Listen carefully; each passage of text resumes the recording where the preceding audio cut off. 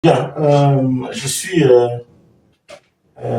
Moussime Itonwa Eloi, donc je suis étudiant en doctorat en économie de développement à l'université VU, Vision of Excellent International University.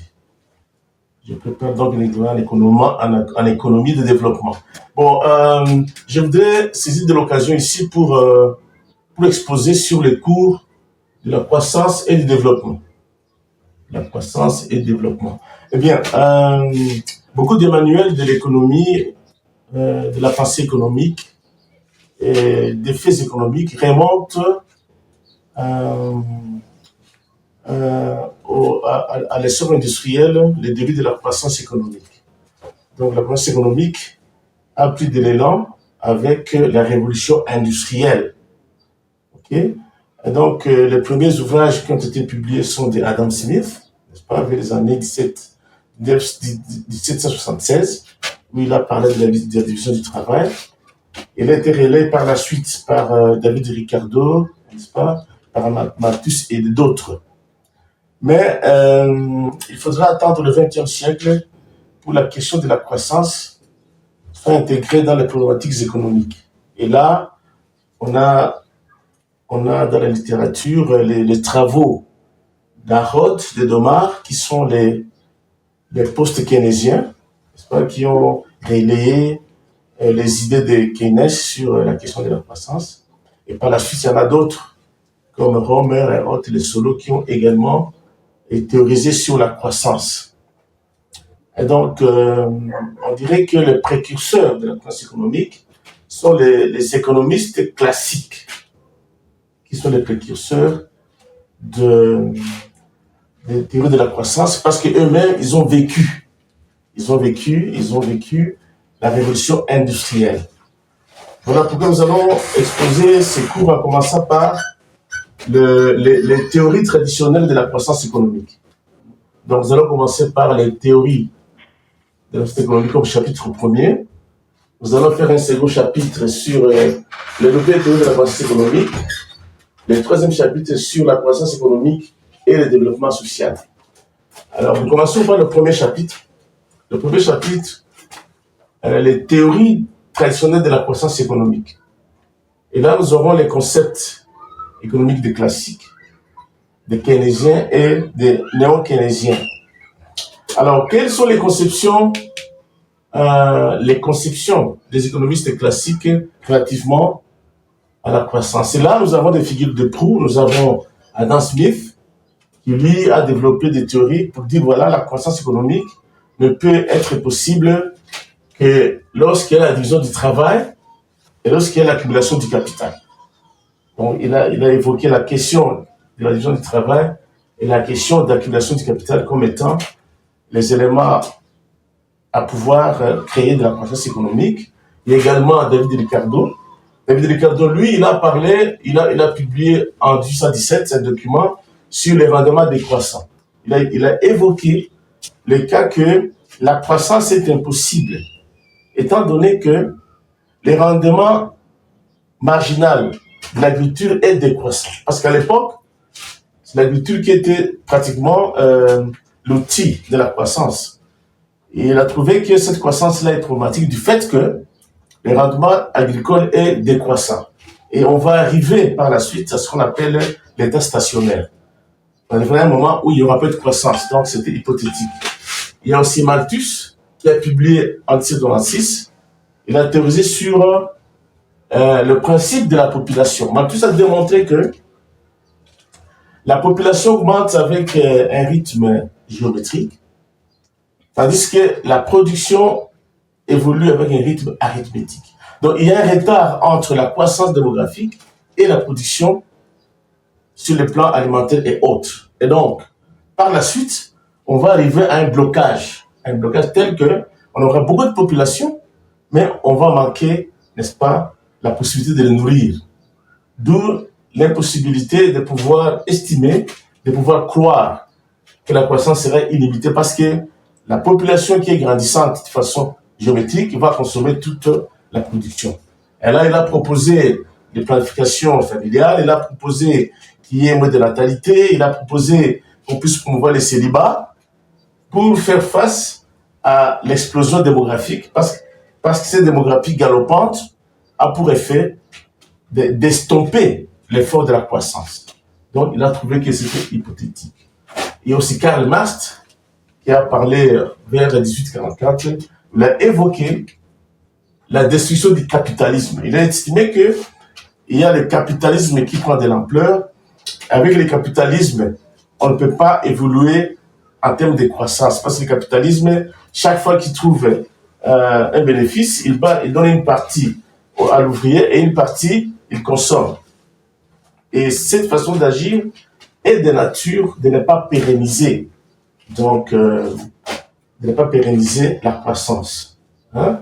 Donc, à l'époque, c'était le facteur de production, était le travail, le capital et la terre. Donc, l'accumulation du capital est représentée par les classiques comme le résultat des investissements et les surplus de la consommation. Donc, le capital est constitué par les résultats des investissements, n'est-ce pas? Et une partie qui n'est pas consommée, ça fait partie du capital. Et là, il parle de l'accumulation des capital. OK? Donc, pour les classiques, une croissance qui est entraînée par une accumulation du capital, n'est-ce pas, doit aboutir à un état stationnaire suite en raison du rendement décroissant, n'est-ce pas, de l'agriculture. Donc, il y a capitalisation, mais le rendement est décroissant de l'agriculture parce qu'il y a la terre, le capital et le travail qui sont les trois facteurs. Et la terre ici, on va l'exploiter, mais à un certain moment, il ne sera plus productif. Le rendement sera décroissant, et à ce moment-là, on va arriver à l'état stationnaire. Et donc, pour les classiques, la croissance est problématique. C'est ça la théorie classique. La croissance est problématique suite à l'état stationnaire, suite au rendement décroissant de l'agriculture. Okay. Mais par ailleurs, avec l'évolution, on est arrivé à une époque du décollage, donc de l'industrialisation. On est arrivé à des inventions. Les chercheurs ont inventé, et on a trouvé que vers les années 1850, 10e siècle, il y a des grandes inventions qui étaient à l'origine de la croissance que nous connaissons aujourd'hui. Il y a eu l'invention donc, de la machine à vapeur, et l'invention du fer et de l'acier, et on a l'invention de l'électricité. Et là, on se trouve maintenant dans une époque de ce qu'on appelle la révolution industrielle. Donc, on a commencé la croissance économique suite à ces trois inventions. Et donc, avant ces inventions ici, il n'y avait pas de croissance. Donc, la production, la croissance était presque au bas niveau, ça n'évolue pas. Mais depuis les années 1850, avec les trois inventions, l'économie a commencé à galoper. Parce qu'avec la machine à vapeur, avec le fer, on a commencé à construire des bateaux, donc des navigations, et cela a permis même de découvrir ce qu'on appelle les nouveaux mondes des États-Unis. Cela a permis également de faire le commerce, donc on a commencé à échanger les marchandises en Inde, en Asie, aux États-Unis, parce qu'il y avait l'électricité, le fer et la machine à vapeur. Et depuis l'époque-là, l'économie mondiale a commencé à faire une croissance illimitée jusqu'à aujourd'hui. Donc, depuis cette époque-là, la révolution industrielle, la croissance a été galopante jusqu'au jour d'aujourd'hui. Il n'y a que des croissances. Parce qu'en fait, parce que ces outils-là ont actionné la croissance et les recherches et le développement qui ont été associés à tout ça a fait qu'aujourd'hui, la croissance est illimitée suite à la révolution industrielle. Et cette révolution-là, les classiques ont été témoins de cette révolution parce qu'eux, c'était à l'époque Adam Smith, Ricardo et autres. Et voilà. Et alors, ça c'est le modèle de la conception classique. La conception classique. Mais par la suite, certains économistes qui se sont, comment dirais-je, consacrés aux idées de Keynes ont quand même continué à évoluer, à réfléchir sur la question de la croissance par rapport aux idées keynésiennes. Alors là, on a le modèle de croissance post-keynésien. Okay. À la suite de la crise 1929, n'est-ce pas, nombreux économistes, n'est-ce pas, inspirés des travaux de Keynes, vont s'interroger sur, n'est-ce pas, la possibilité d'une croissance équilibrée. Ils ont commencé à réfléchir, n'est-ce pas, en contre-courant des idées classiques qui parlent d'une croissance stationnaire. Ils ont réfléchi comment est-ce qu'on peut aboutir à une croissance équilibrée, n'est-ce pas? Ok. Alors, et là, on a des économistes qui se sont investis pour pérenniser les idées et fructifier les idées de Keynes.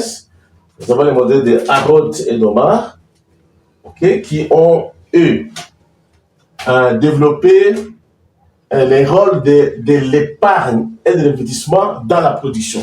Il faut absolument qu'il y ait de l'épargne et qu'il y ait de l'investissement pour pouvoir investir et assurer la croissance. Et donc, ce n'est pas une accumulation de capital qui est responsable de la croissance, mais c'est plutôt l'épargne et l'investissement. Mais on se pose la question, sous quelles conditions une économie peut connaître une croissance équilibrée, n'est-ce pas, sans chômage et inflation? C'est ça la problématique, c'est ça la réflexion des économistes post-keynésiens. Comment aboutir à une croissance équilibrée, sans chômage, sans inflation? Bon, qu'est-ce qu'on entend par croissance équilibrée? Ok. La croissance équilibrée, n'est-ce pas, concerne une économie dans laquelle tous les facteurs, toutes les variables avancent ensemble, avancent de concert. C'est-à-dire que tous les marchés sont en équilibre. Le marché de l'emploi est en équilibre, le marché monétaire est en équilibre, le marché financier est en équilibre, etc., etc.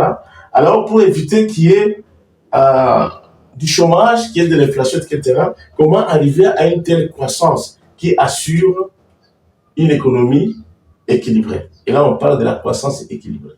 C'est ça la préoccupation, le leitmotiv des économistes post-keynésiens pour améliorer, pour faire un contre-courant au pessimisme des classiques. Alors ici, il y a trois approches. Il y a trois approches. Les approches sont les suivantes. Il y a ce qu'on appelle les taux de croissance effectifs. Ils ont développé trois approches. Les taux de croissance effectifs, ou alors les taux de croissance réels, les taux de croissance garantis, qui assurent l'équilibre entre l'épargne et l'investissement, et les taux de croissance naturels, qui assurent le plein emploi, quel que soit l'accroissement de la population. Okay?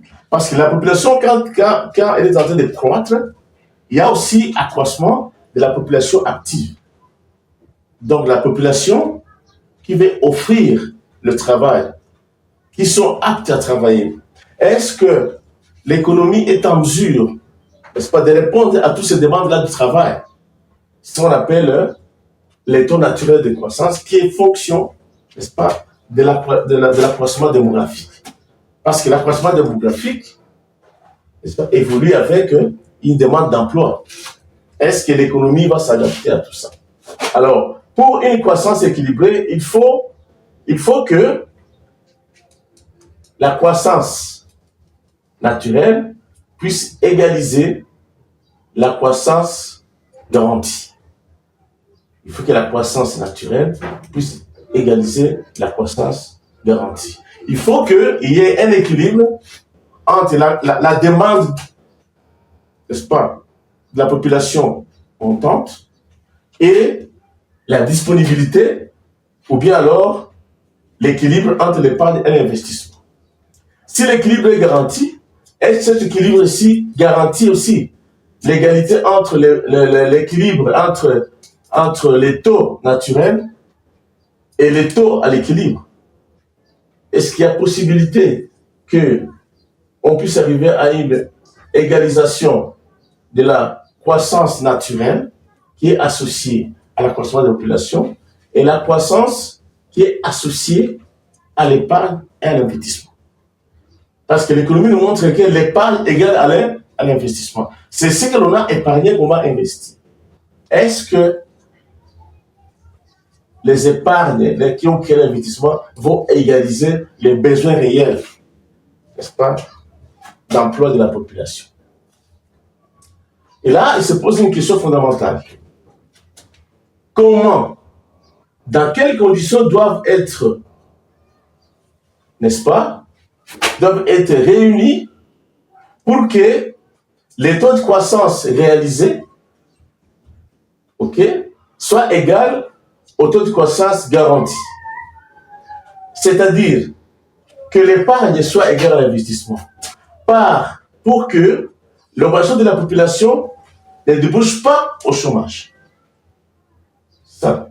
Dans quelles conditions on va trouver cette situation-là d'une épargne qui est égale à l'investissement, mais qui garantit, n'est-ce pas, l'absorption du besoin de la main-d'œuvre qui s'annonce suite à l'accroissement de la population. La conclusion est qu'une croissance équilibrée est une utopie car il n'y a pas toujours l'équilibre entre l'épargne et l'investissement. Il n'y a pas toujours la possibilité, n'est-ce pas, de consommer tous les besoins, n'est-ce pas, de la main-d'œuvre exprimée, toutes les offres de travail. Et donc, parce que ces variables-là sont indépendantes. Et donc, la croissance naturelle est indépendante de la croissance garantie. Donc, la croissance naturelle, les besoins d'emploi est différente et indépendante de l'épargne qui ont été constituées par les ménages. N'est-ce pas? Ce sont les ménages qui font des épargnes, mais qui ne vont pas toujours être compatibles avec les besoins, n'est-ce pas, de la main-d'œuvre consécutifs à l'accroissement de la population. Alors, par rapport à tout ça, la conclusion est telle que, n'est-ce pas, l'équilibre, donc une croissance équilibrée est très très difficile. N'est-ce pas? Une croissance par laquelle les besoins, les demandes du travail égales à l'offre du travail, c'est compliqué, n'est-ce pas? Les demandes de l'investissement est égale à l'épargne, c'est compliqué. Sur les marchés financiers, sur les marchés boursiers, etc., c'est très compliqué. Alors, étant donné ces faits-là, il est utopique de croire d'arriver à une croissance qui est équilibrée. Donc, en conclusion, Domar et Harold sont très pessimistes quant à la possibilité d'une croissance durable et assurant le plein emploi suite aux problèmes de rigidité et d'anticipation et de coordination identifiés par Keynes. Donc, la croissance est donc instable. Elle repose sur un équilibre fragile. Donc, eux aussi sont pessimistes. Ce pessimisme-là, n'est-ce pas, est consécutif aux pensées keynésiennes. Keynes a trouvé qu'il y a des difficultés d'arriver à tout ça parce que, il n'y a pas des anticipations. Il faut ce qu'on appelle la demande anticipée, la demande effective. Les gens produisent sans savoir quels sont les besoins qui s'expriment pour produire. Il n'y a pas d'anticipation. Et il n'y a pas de coordination. Et il n'y a pas de coordination aussi d'information. Tous les acteurs économiques ne sont pas reliés pour dire, voilà, qu'est-ce que nous allons faire, qu'est-ce qu'on ne va pas faire. Et ces manques de coordination et ces manques d'anticipation sont à l'origine d'avoir une économie qui est fragile, qui repose sur, n'est-ce pas, une fragilité d'équilibre. Parce qu'il y a la rigidité, il y a l'anticipation, il y a la manque de coordination. Pour qu'il y ait une économie qui est fondée sur une croissance équilibrée. Et donc, même les économistes post-keynésiens sont pessimistes par rapport à une croissance équilibrée. Alors, l'autre l'autre catégorie, l'autre classe d'économistes qui ont aussi réfléchi sur la question de la croissance, ce qu'on appelle les modèles de Solow ou bien les modèles des néoclassiques. Ce sont des économistes qui se sont inspirés des modèles classiques, mais qui ont apporté des innovations là-dessus. On les appelle les économistes néoclassiques. Et la figure du proue de ces groupes-là, c'est Solow. Ok. En 1956, Solow apporte une réponse aux prédictions pessimistes de Harrod. Donc, Harrod et Domar, les deux économistes, l'un a publié son travail en 1946 et l'autre en 1947, mais ils étaient complémentaires, les travaux d'Harrod et de Domar. Alors, Solow veut apporter une réponse, n'est-ce pas, à cette prédiction pessimiste. Parce que Harrod prédit que la croissance n'est pas possible.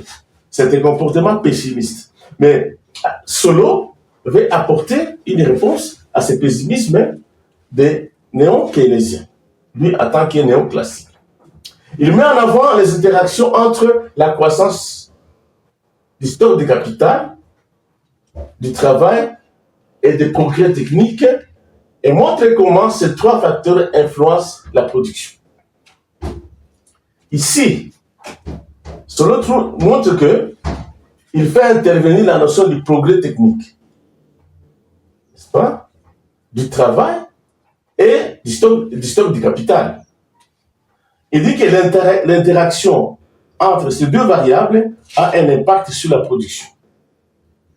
OK? Sur la production, donc sur la croissance.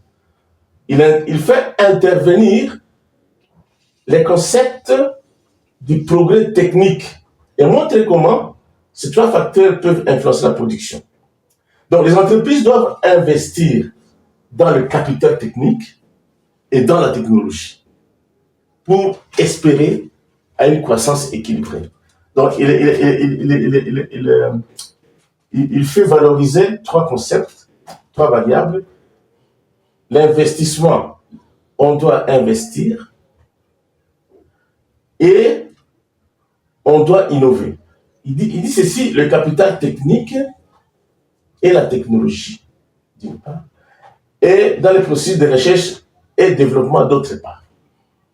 Et donc, il évoque le stock de capital, il évoque les progrès techniques, il évoque les capital technologiques et techniques, il évoque la recherche et développement. L'interaction entre ces facteurs a un impact positif sur la production. OK?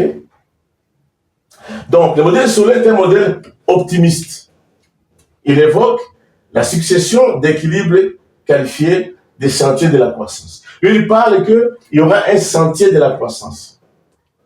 Donc, la croissance va suivre un cheminement, n'est-ce pas, qui est fondé sur l'interaction entre les stocks du capital, n'est-ce pas, la technologie, la main-d'œuvre et la recherche-développement.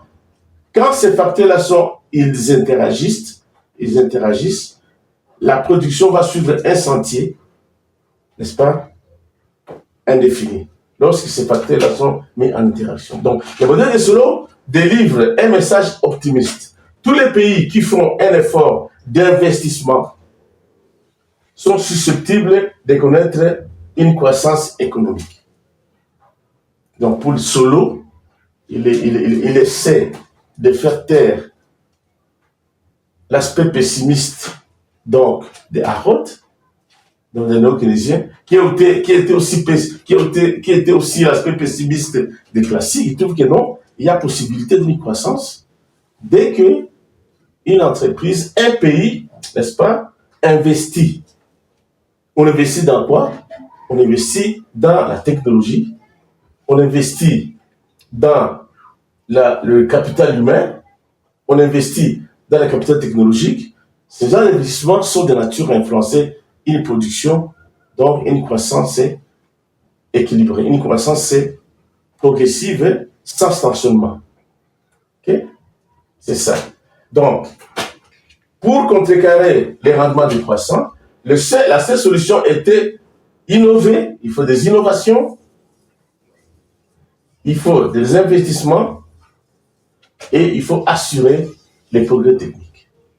Voilà le remède, la diagnostic qui est posé par Solow pour avoir une croissance économique liée à la production et sans l'idée de convergence au stationnement. La croissance ne peut pas être stationnaire parce qu'ils sont appuyés par des innovations, par de l'investissement et par les progrès techniques. Dans les progrès techniques, ici, il y a la technologie et il y a ce qu'on appelle le capital humain. Le capital humain est dans les progrès techniques. Ici, il y a la technologie et il y a aussi le capital humain qui sont dans les progrès techniques parce qu'il n'y a pas de progrès technique sans connaissance. Le progrès technique est la résultante de la connaissance et la connaissance, ça fait partie du capital humain. Et donc, tous ces éléments-là, quand ils sont combinés, quand il y a des investissements qui sont affectés à ces facteurs-là, on peut s'assurer qu'effectivement, on aura de la croissance économique sous forme d'un sentier. Et voilà les théories classiques, les théories classiques de la croissance économique, qui se résument aux économistes classiques, l'économiste néoclassique, l'économiste néo-keynésien. Donc les néo-keynésiens, les néoclassiques, etc., ont développé des théories qui ont fait à ce qu'on arrive à une compréhension globale pour dire que voilà, l'économie peut évoluer à partir des facteurs qui sont tels que la technologie, le capital humain et les innovations. Ok. À part ça, il y a eu, vers 1980, il y a eu un courant, une autre pensée économique sur la problématique de la croissance. Et là, on parle des nouvelles théories de la croissance. Donc, les nouvelles théories de la croissance sont apparues dans les années 80. Et là, on parle de la théorie de la croissance endogène. N'est-ce pas? Ok? Et les précurseurs, les penseurs de ces théories sont notamment les articles intitulés par Paul Domar, Paul Romer et Robert Lucas, qui sont les deux théoriciens de la croissance endogène dans les années 80. Après. Donc les critiques faites aux néoclassiques et de leur taux de croissance pour des raisons suivantes. On pose la question, pourquoi dans un espace la croissance est forte et dans une autre la croissance ne l'est pas? On dit ceci, on comprend que dans un espace, avec toutes les théories qu'on a trouvées, avec les modèles néoclassiques et autres, en appliquant la théorie dans un espace, on trouve que cette théorie-là donne de bonnes réponses, mais dans d'autres espaces, il donne de mauvais résultats. Qu'est-ce qui explique ça? Okay? Et là, on a commencé à réfléchir. Et retenez que, jusque-là, la conception économique de l'époque, des théories classiques de la croissance, il trouvait, elle a progrès comme un facteur exogène dans l'économie. Comme un facteur exogène à l'économie. Mais ici, lorsque Paul Romer et Robert Lucas ont réfléchi pour dire comment est-ce que le modèle est différencié dans des milieux géographiques différents, dans des milieux économiques différents, alors, ils ont posé la question, est-ce que ça ne peut pas être une question de capital humain qui est supérieur d'un côté? Parce que le capital humain se trouve dans les progrès techniques. Est-ce que dans toutes les économies, on a les mêmes niveaux de capital humain? Parce que même si on investit, mais si cet investissement-là n'est pas accompagné par la présence d'un capital humain capable de consommer cet investissement, capable de rendre productible cet investissement-là, on ne peut pas s'attendre à une croissance. Il faut absolument qu'il y ait un capital humain capable de produire, capable de chauffer l'investissement pour arriver à une production et à une croissance. Il dit voilà, est-ce que ce n'est pas un problème de capital humain? Okay? Donc, il y a certaines variables sur lesquelles on peut agir et sur lesquelles on peut travailler. Il y a certaines variables sur lesquelles il faut agir, il faut travailler, pour qu'ils puissent avoir un modèle qui sera un modèle plus qu'économique. Alors ici, ils ont parlé de 3 facteurs. Il y a le facteur physique, le capital physique. Il y a le capital humain et le capital public, qui sont les 3 facteurs sur lesquels il faut réfléchir pour trouver un modèle qui est acceptable et qui peut répondre aux exigences dans toutes les économies de toutes les entreprises. Ils ont parlé de capital physique. Ici, on a évoqué la notion de scrupulaire, le cas d'une vraie entreprise où on apporte des innovations, ok, et qui dépasse l'hypothèse des rendements de croissance et le substituer les rendements constants. Ici, on évoque le cas de Schumpeter. Schumpeter, c'est un des théoriciens des innovations qui ont dit qu'avec les innovations, on peut dépasser la notion des rendements décroissants pour les remplacer par la notion de croissance qui est stable, l'hypothèse des rendements constants. Donc, si on fait des innovations, on peut arriver à un rendement qui ne fût que constant, pour ne pas arriver à un rendement décroissant. Okay? Là, il parle de capital physique. Il faut un capital physique d'aujourd'hui qui remplace le capital physique d'hier. C'est la notion de création destructive, de Schumpeter, qui dit voilà, la nouvelle création, n'est-ce pas, tue l'ancienne création. C'est la notion de la création destructive de Schumpeter. Il faut être innovant pour pouvoir espérer à une croissance équilibrée. C'est qui est vrai. S'il n'y avait pas des innovations, où est-ce qu'on serait aujourd'hui? Où est-ce qu'on serait aujourd'hui? Parce que le véhicule de 1900 n'est pas celui de 2025. C'est parce que les gens ils ont innové les modèles de voitures. L'avion qui a décollé il y a un siècle n'est pas le même qui décolle aujourd'hui. La production animale aujourd'hui, elle est associée à des mutations. Pour produire aujourd'hui, il y a la question de l'engrais, mais à l'époque de dans ce but, il n'y avait pas de notion d'engrais, etc. Donc, il dit ceci que la notion de la création des structures de Schumpeter montre que, avec les innovations, la production peut être permanente et la croissance peut être constante pour échapper, n'est-ce pas, à la notion de rendement décroissant qui aboutit, n'est-ce pas, à une croissance qui se stoppe. Mais avec les innovations, avec les nouvelles innovations, on abandonne les anciennes qui sont surannées pour se mettre sur un sentier de la croissance. Et là, il parle de capital physique. Donc, le progrès technique n'est pas une donnée exogène, mais devient une donnée endogène. Donc, le capital physique n'est pas une donnée exogène à l'économie, mais c'est une variable endogène à l'économie. Donc, l'économie doit beaucoup travailler sur le capital physique, sur les progrès techniques à l'intérieur de l'entreprise. Donc pour Paul Romer, un des premiers initiateurs et qui est un nouveau keynésien. Et Robert Lucas, c'est le nouveau classique. Donc, il y a 2 économistes qui ont endogénéisé, n'est-ce pas, les progrès techniques comme un facteur économique.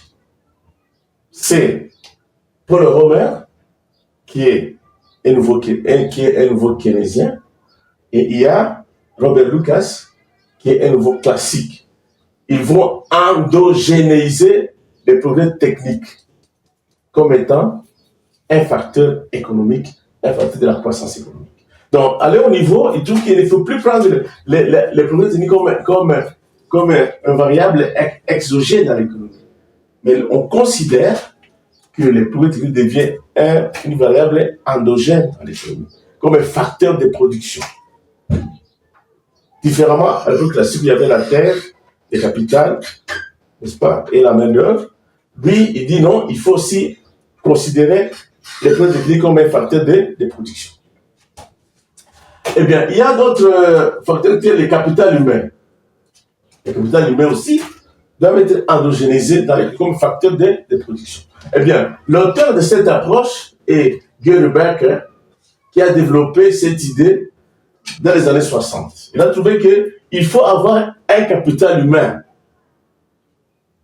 capable d'impulser la production, d'impulser la croissance. Okay? Alors, le capital humain ici est défini comme étant l'ensemble des connaissances et d'expériences accumulées par l'individu, n'est-ce pas? Et qui lui permet d'être capable de produire, de travailler et de produire davantage. De produire, n'est-ce pas, un travail de qualité. Ok? Et donc, un individu, un capital humain, c'est quoi? Le capital humain, il est individuel. C'est l'ensemble des connaissances accumulées par un individu. Quelqu'un a des connaissances d'ingénieur. C'est un capital humain. Quelqu'un a une expérience de 15 ans dans le secteur de cimenterie. C'est toujours un capital humain. Donc, un ingénieur cimentier, il a d'abord étudié comme ingénieur, et puis il a travaillé 15 ans dans la cimenterie. Donc, on espère qu'avec un tel capital, on peut produire un bon ciment. Okay? On peut gérer une usine, on peut produire un ciment de qualité à partir du capital humain. Donc, un ingénieur qui était formé, cet ingénieur-là, il est expérimenté. Donc, les cumuls de la connaissance de base et avec l'expérience constituent un capital important pour l'entreprise, pour le pays. Et donc, un pays peut avoir des ressources, peut avoir des richesses, mais s'il n'a pas de capital humain, il n'y a personne qui va rendre ces ressources-là productibles. C'est pour cela que la formation académique, elle est très importante dans un pays. Il faut toujours former les gens dans des secteurs qui sont porteurs de la croissance. Il faut que la formation universitaire vise des secteurs qui sont porteurs de croissance. Parce que le capital humain devient un facteur de production, un facteur de développement économique et de la croissance. Il faut que les gens soient formés dans des secteurs porteurs de la croissance. Ok? Alors, le capital humain aussi est important. Si on n'a pas de capital humain, on ne peut rien faire. Et on endogénise ça comme facteur de production. Ok? Le capital public. Alors, qu'est-ce que le capital public? C'est l'action publique. Ce sont les dépenses qui sont engagées par l'autorité publique pour financer des dépenses d'éducation, des dépenses de formation, de recherche et de développement. Le capital public, c'est aussi l'ensemble des infrastructures publiques qui stimulent le développement. Ici, il y a le capital public, il y a le financement de l'éducation, mais aussi les infrastructures. Les infrastructures qui sont de nature à stimuler le développement. L'OCDE a publié un document pour dire que les financements sont canalisés dans des pays où il y a la possibilité de les fructifier, où il y a des infrastructures. Il y a des routes qui permettent la circulation des services, n'est-ce pas? Il y a des infrastructures, il y a l'électricité qui est permanente, n'est-ce pas? Ce sont des infrastructures qui permettent à l'économie d'évoluer, n'est-ce pas? Il y a des entreprises, il y a des hôtels qui sont construits, il y a des banques qui sont construites, n'est-ce pas? Tout ça, ça permet au développement. Même si on finance quelque part, s'il n'y a pas des infrastructures qui peuvent permettre ces financements d'être rentables, ça ne sert à rien. C'est comme de l'argent qui est thésaurisé. On ne peut pas investir quelque part où il n'y a pas de route.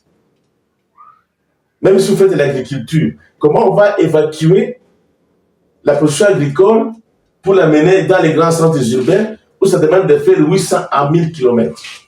Qu'est-ce qui va inciter l'agriculteur de produire quand il n'y a pas des infrastructures qui permettent de faire évacuer les produits agricoles du village jusqu'aux agglomérations urbaines? On ne peut pas investir dans ces cas-là parce qu'il n'y a pas moyen. On va produire et on ne va pas trouver les gains. Et les producteurs ne vont pas en profiter parce qu'il n'y aura pas un acheteur.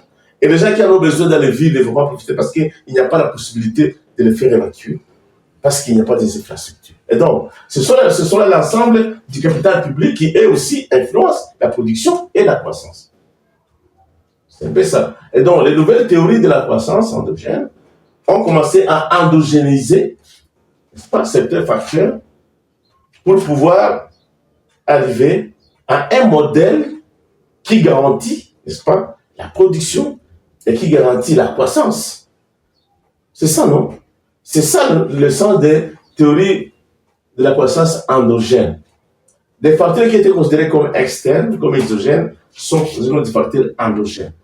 N'est-ce pas? La progrès technique, le capital humain, le capital, tout ça, ce sont des facteurs qui sont importants et qui modélisent, n'est-ce pas, une économie qui va entrer sur un sentier de croissance avec tous ces facteurs-là. Ce n'est plus la terre, le capital et la main-d'œuvre comme chez les classiques.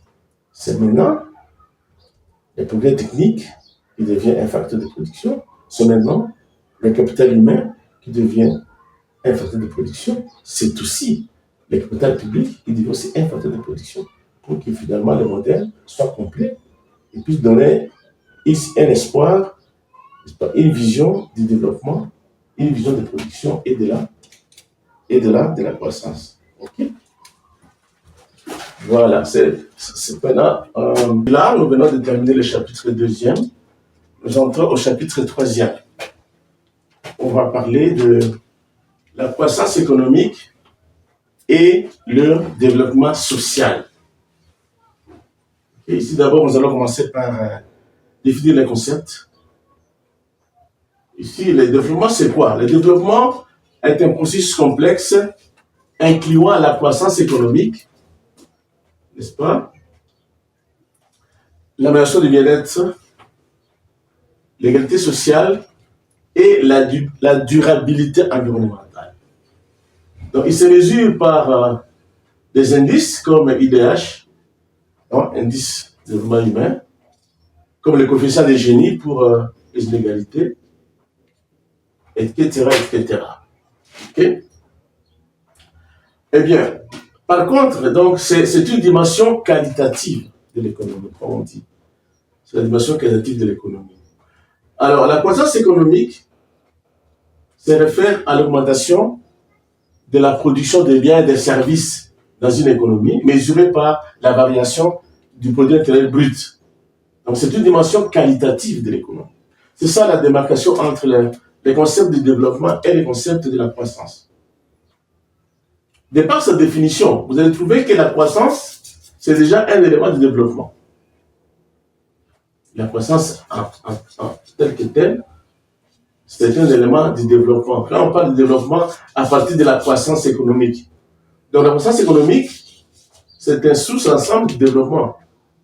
Donc, pour arriver à un développement d'une économie, il faut avoir la croissance économique comme étant un des fondements. Eh bien,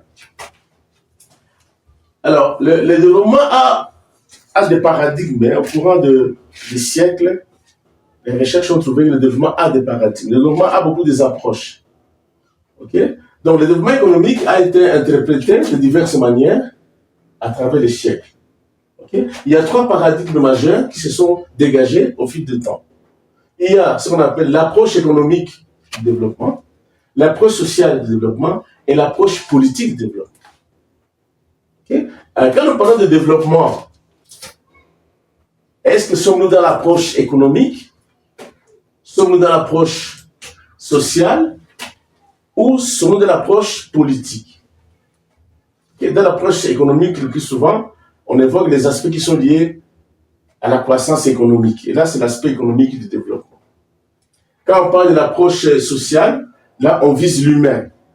On vise l'humain. On vise la situation sociale des individus. On vise la question de la pauvreté et des inégalités.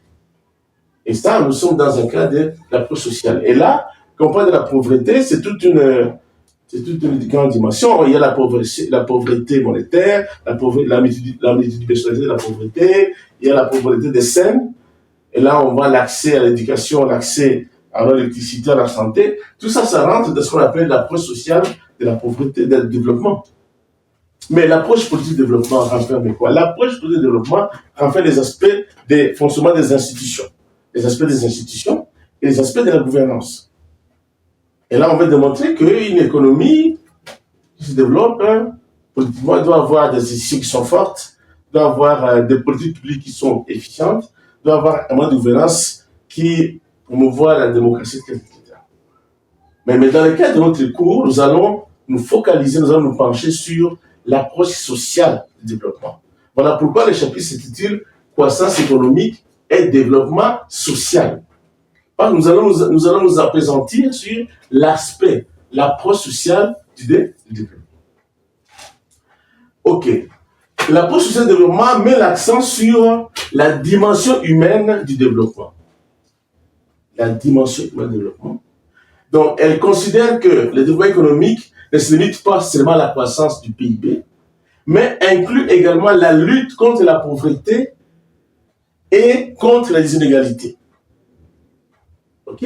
Donc, la croissance, le développement social inclut les aspects sociaux, les dimensions humaines, où on doit évoquer la question de la lutte contre la pauvreté et la lutte contre les inégalités. Mais la réduction de la pauvreté et la réduction des inégalités. Alors, la question fondamentale c'est, est-ce que la croissance économique est-elle suffisante pour lutter contre la pauvreté et les inégalités? C'est ça la question fondamentale. Est-ce que la croissance économique que nous avons est-elle suffisante pour lutter contre la pauvreté et les inégalités? Et donc, est-ce qu'il suffit d'avoir une croissance économique pour se mettre en tête que la question de la pauvreté est réglée et la question des inégalités est réglée? C'est ça la grande question. C'est la grande question. Donc, dans l'économie, généralement, on évalue la santé économique des pays à partir des PIB comme indicateur de la santé économique, n'est-ce pas, des pays. Mais par la suite, on a dit non. On a dit non. Il faut voir le développement des pays à partir de l'individu, à partir des citoyens. Okay? Or, la croissance elle-même, elle peut être là. Et arithmétiquement, vous les divisez par nombre de la population pour avoir les PIB par tête. Et ça, c'est théorie. Est-ce qu'en pratique, n'est-ce pas, les revenus de la croissance peuvent être visibles dans la vie quotidienne des citoyens, dans la vie des ménages? Et là, le PIB reste un indicateur mathématique de la croissance, mais elle ne devient plus un indicateur du développement. Ici, la question, c'est la littérature économique et l'expérience empirique montrent qu'il n'existe pas une relation linéaire entre croissance économique et réduction de la pauvreté. Il n'y a pas une relation linéaire. Il n'y a pas un automatisme pour dire lorsqu'il y a croissance, il y a directement réduction de la pauvreté. Ce n'est pas quelque chose de correct, ce n'est pas réel. Donc, il ne suffit pas d'avoir une croissance pour avoir la réduction de la pauvreté. On dit qu'il n'existe pas une relation empirique réelle. Donc, ici, on dit que le PIB est inopérant sur le choix politique. Le PIB est là, il est réalisé, mais le choix politique de son utilisation, c'est une autre chose. Et là se pose la question de la distribution. Là se pose la question de la distribution. Comment est-ce que cette croissance-là a généré des revenus? Comment ces revenus sont répartis? Quels sont les secteurs qui sont prioritaires par rapport à la politique économique? C'est la politique économique qui sait les secteurs qui sont les plus touchés, les plus bénéficiaires sur le plan sectoriel, mais même sur le plan géographique. Les inégalités peuvent être sectorielles, secteurs d'activité, peuvent être aussi géographiques, les régions qui sont plus dotées de revenus que les autres, etc. Et donc, ce n'est pas automatique. Alors, pour qu'il y ait un impact sur la réduction de la pauvreté, cela nécessite des politiques propres à la réduction de la pauvreté. de la pauvreté. Pour que cette croissance-là puisse être bénéfique à la réduction de la pauvreté, il faut des politiques spécifiques, n'est-ce pas, qui incluent la réduction de la pauvreté. C'est-à-dire qu'il faut une politique. Parce que parfois, la croissance économique elle-même, elle peut générer, n'est-ce pas, une augmentation de la pauvreté, et elle peut générer aussi une augmentation des inégalités. Et là, on parle de ce qu'on appelle la notion de la croissance appauvrissante. Il y a ce qu'on appelle la croissance appauvrissante. Une croissance, au lieu d'être bénéfique à la population, n'est-ce pas, elle exacerbe, donc elle accentue la pauvreté et elle accentue les fossés, elle élargit les fossés des inégalités. C'est ça, cette croissance-là, au lieu de répartir les revenus de la croissance à toute la population, peut-être qu'on prive même la population de ces revenus-là et ça accentue la pauvreté. Et parfois même, le fonds est réparti à un groupe de gens par rapport à d'autres et ça élargit le fossé des inégalités. Donc la croissance peut être aussi une croissance qu'on appelle la croissance appauvrissante. Une croissance qui exacerbe, qui accentue la pauvreté et qui élargit les fossés des inégalités. Alors, pourquoi la croissance économique ne profite pas aux pauvres? C'est la question fondamentale. Pourquoi la croissance économique ne réduit pas la pauvreté? Pourquoi la croissance ne réduit pas la pauvreté? Eh bien, le problème est celui-ci. Le lien entre la distribution des richesses réunies et la croissance est défaillante. Il y a une défaillance de lien entre la distribution des revenus et la croissance. C'est défaillant. OK? Et donc, cette croissance-là et la distribution des revenus ne sont pas en corrélation. C'est-à-dire que la croissance est là, mais la distribution elle-même, elle ne permet pas. Il y a une inadéquation entre la croissance économique et la distribution pour réduire la pauvreté. Eh bien, l'interaction entre l'inégalité des richesses et la croissance économique influence la réduction de la pauvreté. Donc ici, il faut absolument une interaction entre les inégalités et la croissance économique. Il faut que la croissance économique puisse réduire les inégalités des revenus. Parce que les revenus constituent l'élément moteur de réduction de la pauvreté. Les revenus, c'est un élément moteur de réduction de la pauvreté.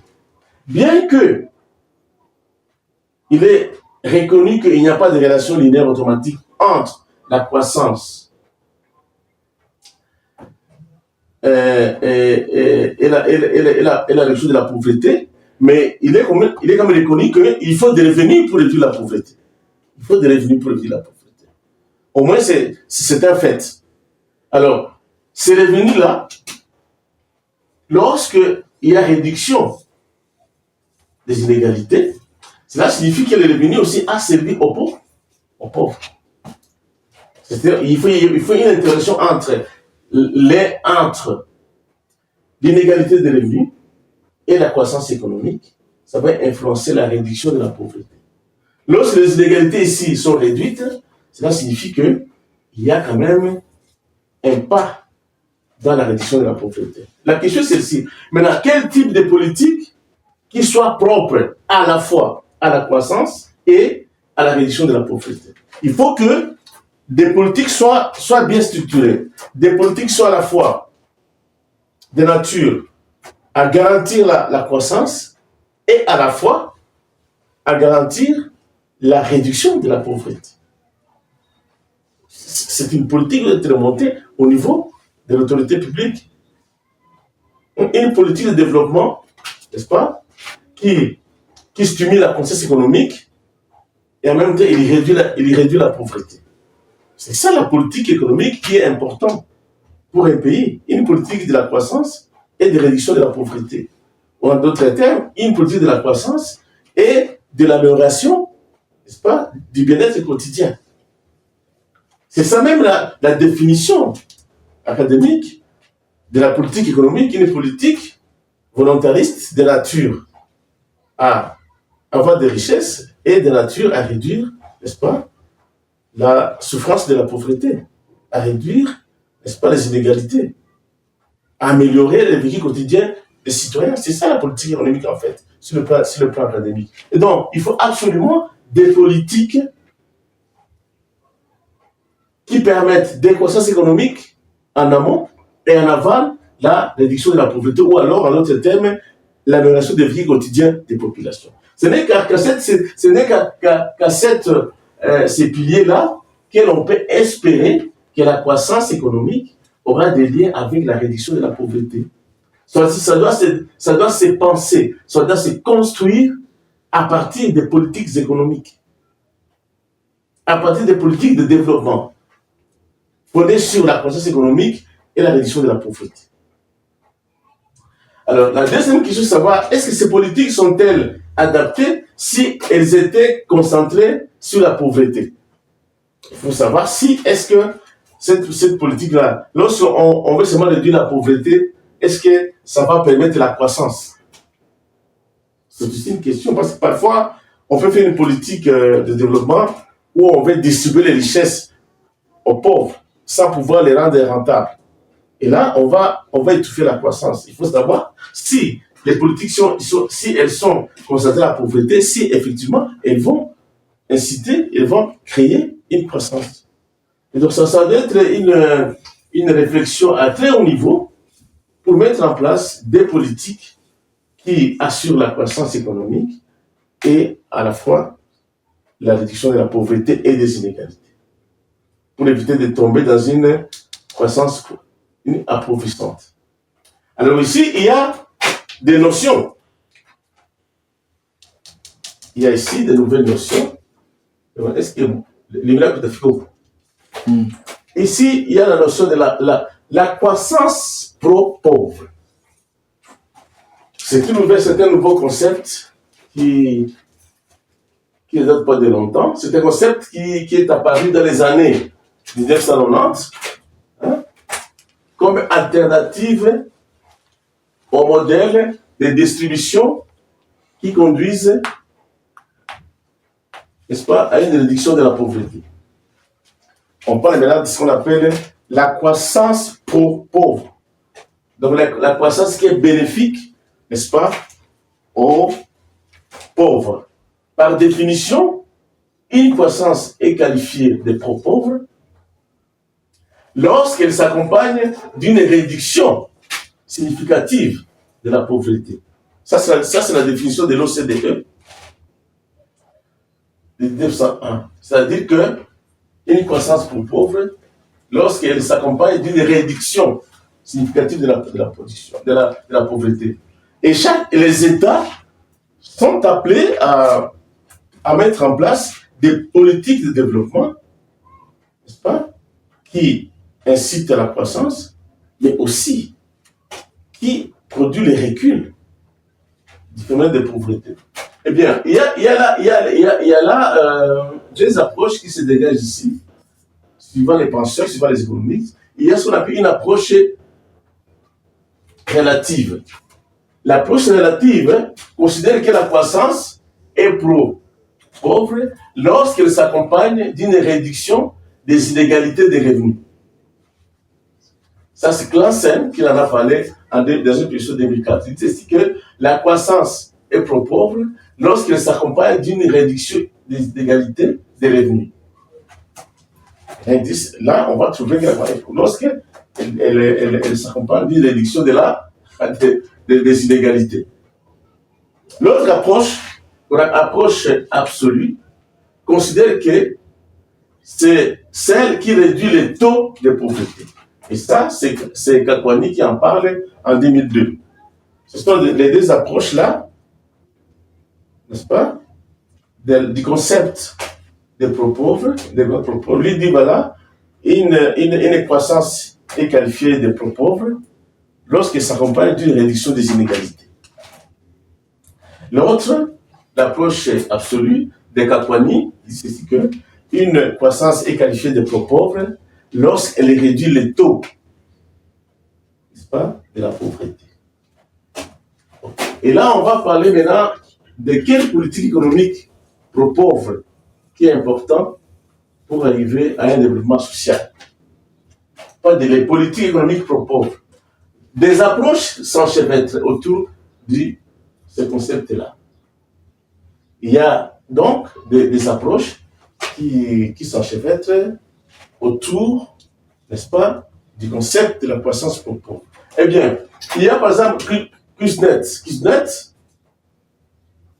n'est-ce pas, qui dit ceci que seule la croissance suffit et à terme pour réduire la pauvreté et que les inégalités ne sont que passagers.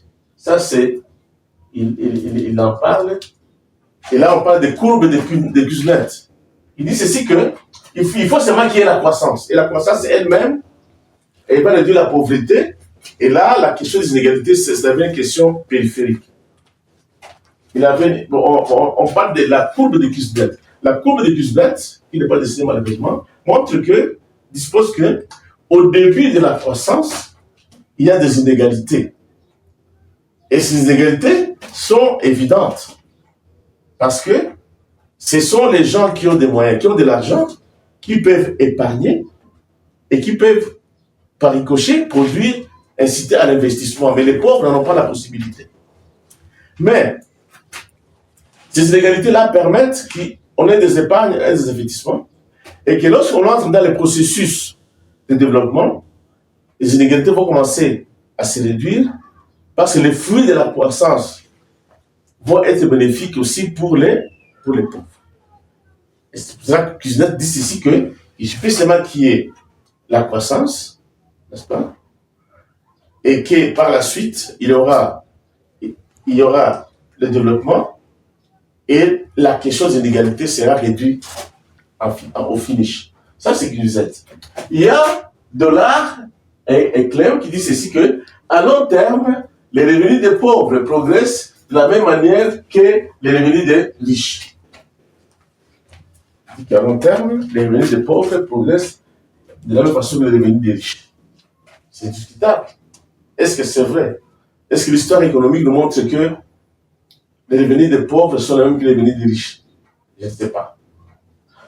L'autre penseur, c'est Cagnon, qui dit ceci que, en 2002, montre que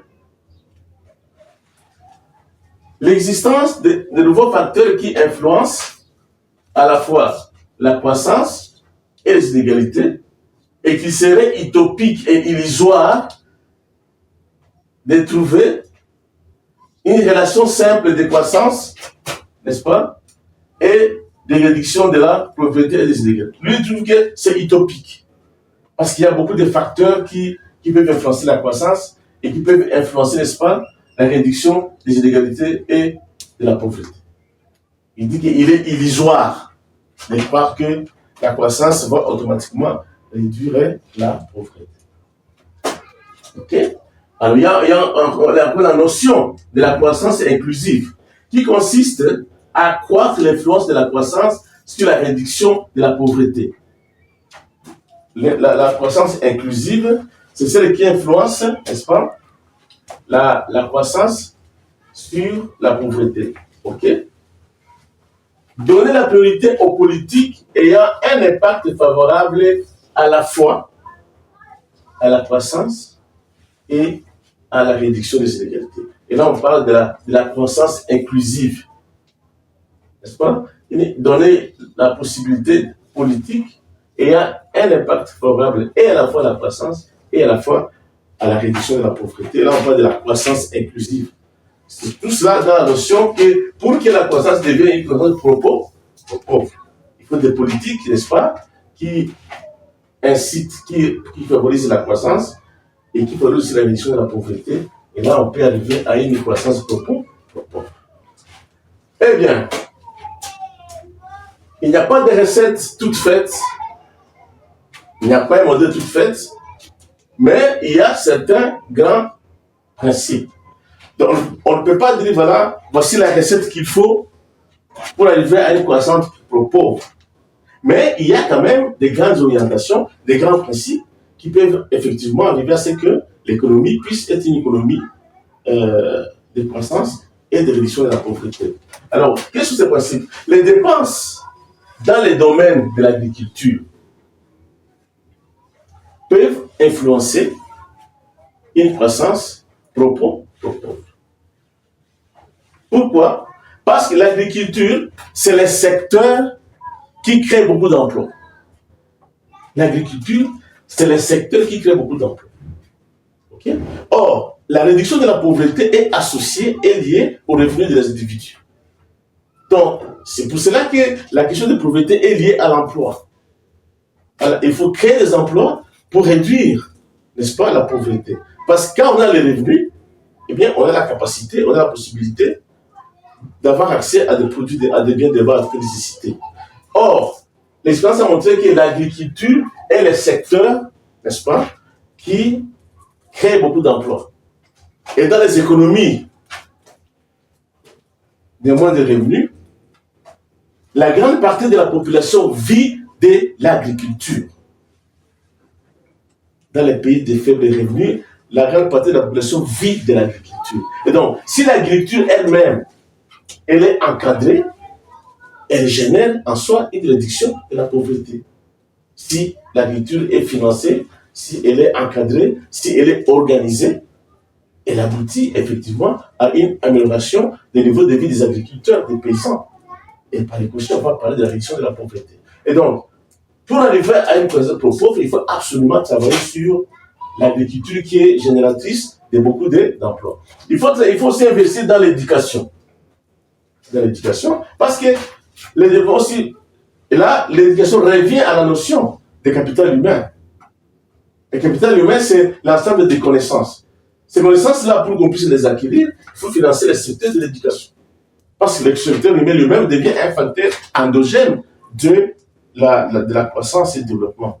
Il faut qu'il y ait de la connaissance. C'est pour cela que les grandes économies, les grandes puissances investissent beaucoup dans la recherche. Beaucoup dans la recherche. Maintenant, aujourd'hui, on parle de l'intelligence artificielle. C'est le résultat de la recherche. Aujourd'hui, on produit au-delà même des besoins des populations. Tout ça, c'est les produits des connaissances et de la recherche. L'agriculture est développée, tout ça, tout ça. L'agriculture est mécanisée, l'agriculture est développée. On fait des recherches, actions en agriculture, on fait des recherches expérimentales en agriculture. Et tout ça, ça fait que l'éducation contribue effectivement au développement. Ok, la santé. On ne peut pas avoir un peuple qui va travailler sans être en bonne santé. La santé est primordiale pour travailler. Quand les gens sont en bonne santé, ils vont être plus rentables sur le plan professionnel. Il faut par exemple les secteurs des infrastructures. Comme nous avons dit là-bas, les secteurs publics. On a dit le capital public. C'est les investissements publics. Il faut absolument que les infrastructures puissent être développées pour arriver à une croissance pro-pauvre. Pour permettre aux pauvres qui sont dans les villages d'évacuer les produits, il faut construire des routes. Il faut construire des routes. Il faut construire des marchés. Il faut construire des structures, des dépôts, des produits vivriers, tout ça. Tout cela va permettre, n'est-ce pas, que la croissance puisse toucher aussi les pauvres. N'est-ce pas? Donc, les infrastructures ont une grande influence sur les rendements de la pauvreté, sur la réduction de la pauvreté. Ok. Ce n'est pas la création d'emplois que la croissance devrait conduire à une réduction soutenue de la pauvreté. N'est-ce pas? C'est par la croissance, la création d'emplois que la croissance, n'est-ce pas, va conduire à une réduction soutenue de la pauvreté. La création d'emplois. Ok? L'élasticité de la réduction de la pauvreté à la croissance est plus élevée dans le secteur agricole que dans les autres secteurs. Ok? On dit l'élasticité de la réduction de la pauvreté est plus élevée dans le secteur agricole. Donc, on trouve une variation de la croissance dans le secteur agricole et dans d'autres secteurs. L'histoire a montré que seuls les pays qui ont réussi à mettre en œuvre des politiques de production de l'agriculture, des productions de l'agriculture, ont obtenu une baisse significative de la pauvreté. L'histoire a montré que ce sont les pays qui ont mis en œuvre des politiques de promotion de l'agriculture qui ont obtenu une baisse significative de la pauvreté. FAN a dit en 2004 a montré que c'est la recherche agricole qui a permis au Vietnam de réduire la pauvreté. Le Vietnam, après la guerre, c'était un pays qui était détruit. Mais on a mis en place une politique de promotion de l'agriculture qui a permis aux gens de quitter la pauvreté. C'était suivi par l'éducation. On a promu la formation, on a promu les connaissances de l'agriculture et par la suite on a fait l'irrigation. Et aujourd'hui, le Vietnam n'est pas n'importe quel pays. Mais on a mis en place une politique de promotion de l'agriculture. Parce que d'abord, elle va créer des emplois et de deux, elle va mettre en place des biens de services qui va améliorer les besoins des populations. Donc, une politique pro-pauvre, de réduction de la pauvreté et des inégalités se dégage. Donc, une politique d'investissement dans le secteur agricole avec création d'emplois, ça peut être une politique agricole, une politique économique pro-pauvre. Donc, politique d'investissement dans le secteur agricole avec création d'emplois. Et donc, en conclusion, qu'est-ce qu'on peut dire? En conclusion, nous pouvons dire qu'il y a une relation entre la croissance et le développement, mais la relation n'est pas automatique. La croissance est favorable à la réduction de la pauvreté si elle est construite sur des politiques qui favorisent à la fois la croissance économique et la réduction de la pauvreté. Et donc, cette relation-là, elle est ambiguë, mais elle n'est pas automatique, mais elle est réelle. C'est-à-dire que normalement, on ne peut pas avoir le développement si on n'a pas de revenus. Et les revenus viennent de la croissance. Mais ce n'est pas automatique. C'est une question de la distribution qui crée la polémique dans ce secteur-là. La distribution crée polémique. Alors, il faut une politique distributive bien orientée et il faut une politique qui, à la fois, favorise la croissance et favorise, n'est-ce pas, la réduction des inégalités. Et là, on va parler qu'on a une politique de croissance aux pauvres. Nous avons une politique de croissance aux pauvres, une croissance qui est de nature à réduire les inégalités, qui est de nature à réduire les taux de la pauvreté. Et ça doit se construire dans une politique de développement pour qu'on aboutisse à cet état de choses. Donc, en conclusion, la relation entre la croissance et le développement, c'est une relation qui n'est pas automatique, mais c'est une relation qu'on peut construire. Une relation possible. Lorsque des politiques sont bien montées, des politiques qui garantissent la croissance et garantissent la réduction de la pauvreté, et là, on va dire que cette relation-là est possible et on arrive à une croissance pro-pauvre qui est une croissance de développement social. Je dis, je vous remercie.